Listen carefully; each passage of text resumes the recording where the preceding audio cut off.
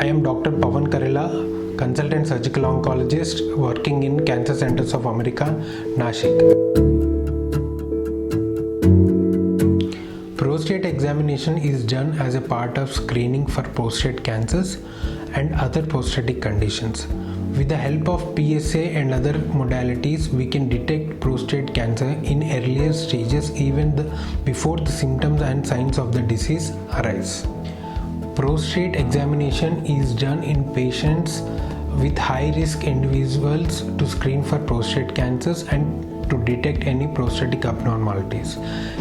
In association with prostate-specific antigen and other investigations, prostate examination gives high specificity and sensitivity to detect prostate cancers even in earlier stages, which helps us to cure the prostate cancer.